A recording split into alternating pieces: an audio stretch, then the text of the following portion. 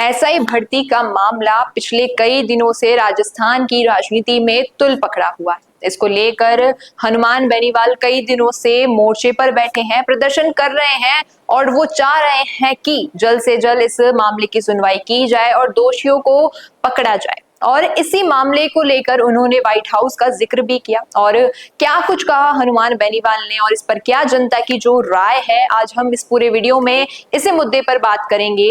नमस्कार, मैं हूं अंकिता सोनी, स्वागत है आपका संवाद पर, क्योंकि हम लाते हैं संवाद भारत का भारत के लिए। आपको बने रहना है वीडियो के एंड तक। सबसे पहले हम बात करते हैं हनुमान बेनीवाल की के बिश्नोई पर किए गए उस वाक्य की। हनुमान बेनीवाल का कहना है कि के बिश्नोई का नाम इस मामले में सामने है क्योंकि एक बिश्नोई लड़की को 6 लाख रुपए के बिश्नोई ने दिए थे डम्मी कैंडिडेट बनने के लिए। और इस बात पर बिश्नोई समाज ने जो आक्रोश दिखाया है इन पोस्ट के कमेंट्स में, ये भी देखने लायक है किस तरीके से बिश्नोई समाज ये मान रहा है कि हनुमान बेनीवाल पूरे बिश्नोई समाज को टारगेट कर रहे हैं और ना कि वो जो पूर्ववर्ती सरकार थी, अशोक गहलोत की सरकार, कांग्रेस की सरकार थी, उसको इस मामले में घसीट रहे हैं। लोगों का कहना ये है कि पहले की सरकार के दौरान भी कई जो है पेपर लीक हुए हैं और उन में से कई नेताओं के नाम भी इस मामले में सामने आ रहे हैं। फिर भी हनुमान बेनीवाल सिर्फ के बिश्नोई पर ही निशाना क्यों साध रहे हैं? हनुमान बेनीवाल व्हाइट हाउस का नाम क्यों ले रहे हैं और के बिश्नोई को इस मामले में क्यों ला रहे हैं? तो आइए इस मुद्दे से जुड़े कुछ कमेंट्स पढ़ते हैं और जानते हैं क्या है जनता के मन में हनुमान बेनीवाल और के बिश्नोई के लिए।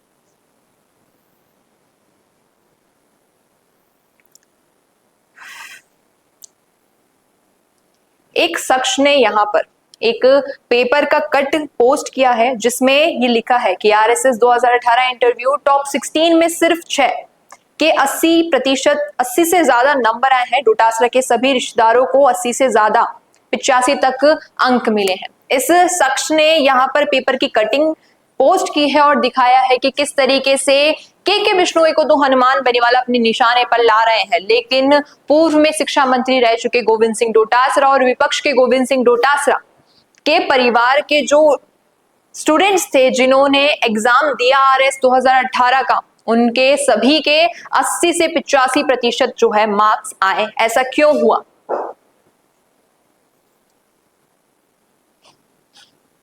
वहीं एक शख्स का ये कहना है कि हमारी बेनीवाल से कोई दुश्मनी नहीं है, लेकिन खिवसर की हार के बाद बेनीवाल ने टारगेट पर मंत्री बिश्नोई और बिश्नोई समाज रख लिया है। ये मारवाड़ में इसको भारी पड़ेगा क्योंकि हम भी बिश्नोई हैं।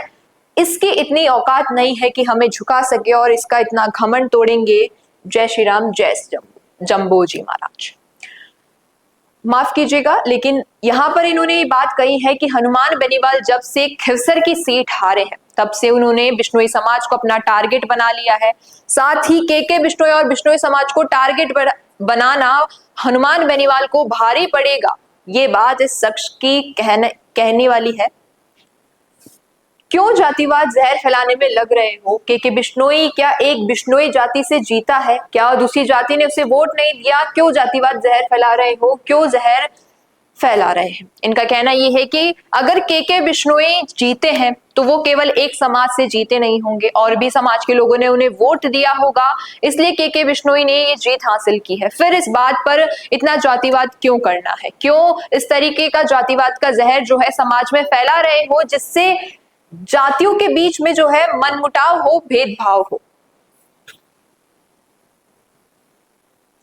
वहीं यहाँ पर बेनीवाल समर्थक भी मौजूद है। उनका कहना है समझ का स्तर थोड़ा बढ़ाइए। अगर आप ये सोच रहे हैं कि वो सिर्फ के बिश्नोई को क्यों टारगेट कर रहे हैं और किसी नेता को क्यों नहीं, तो इसके पीछे भी कोई कारण जरूर होगा, क्योंकि हनुमान बेनीवाल के आरोप बेबुनियाद नहीं है। बिल्कुल केवल राजनीति के चक्कर में स्वघोषित सीएम साहब हरीश चौधरी और के बिश्नोई जैसे पर तंज कस रहे हैं। 2021 की एसआई भर्ती अभी नींद खुली है, 2 साल से कहां थे? सिर्फ एसआई ही क्यों, रीट 2021 लैब असिस्टेंट 2022, जेल प्रभारी 2018 क्यों नहीं? केवल राजनीति लगती है वोट बैंक के लिए। यहाँ पर बिश्नोई समाज के इस शख्स का ये कहना है कि हनुमान बेनीवाल 2 साल से कहाँ थे? अगर एसआई भर्ती 2021 का ये मामला है तो इस पर 2 साल से चुप्पी क्यों साधी गई थी और सिर्फ एसआई भर्ती 2021 पर ही क्यों बात की जा रही है? और भी कई ऐसे पेपर्स हैं जो लीक हुए थे, इन पर कोई मुद्दा क्यों नहीं उठाया जा रहा है?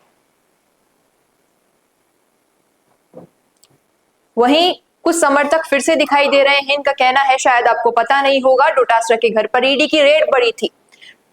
कुछ बोला था डोटासरा का और नाम बताए थे। कम से कम पूरे वीडियो को सुनो कि किसका नाम लिया। केवल ट्वीट करने से काम नहीं चलेगा, देश आजाद है, कभी किसी को कुछ पूछ सकते हैं। इनका कहना यह है कि डोटासरा के आवास पर ईडी की रेड पड़ चुकी है इस मामले को लेकर, लेकिन कुछ नहीं मिला था। इसलिए ये बात कहना बेबुनियाद है कि डोटासरा का नाम इसमें क्यों नहीं लिया जा रहा है। जो सरकार होगी उसका ही बोला जाएगा। आप इसको जाति से क्यों जोड़ रहे हैं? पिछली सरकार में डोटासरा का भी खूब विरोध किया था हनुमान बेनीवाल ने।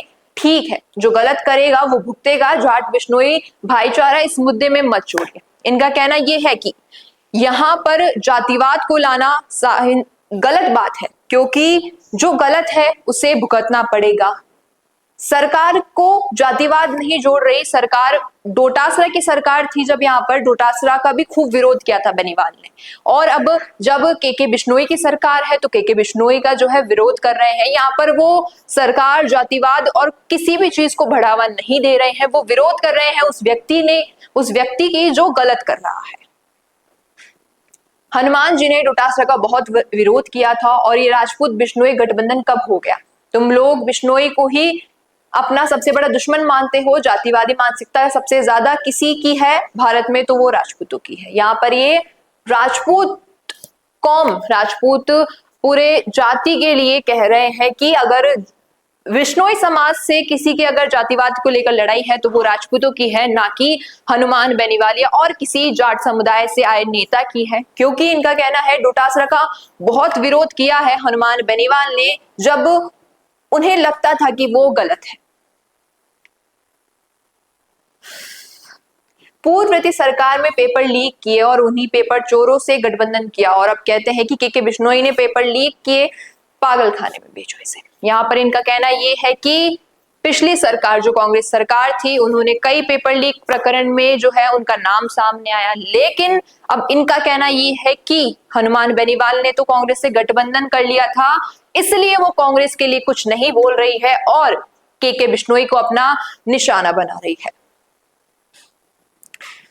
आपके विचार हनुमान बेनीवाल की जातिवाद सोच की और सवालिया निशान उठाते हैं। यहाँ पर इनका कहना है कि हनुमान बेनीवाल जातिवाद की सोच रखते हैं। ये बात प्रशंसनीय है कि इस बात पर प्रश्न उठता है कि हनुमान बेनीवाल जैसे नेता अगर जातिवाद जैसी बात का मुद्दा बनाएंगे तो ये बहुत ही गंभीर रूप से जो है समाज में देखने को मिलेगा और इस बात से बढ़ावा मिल सकता है।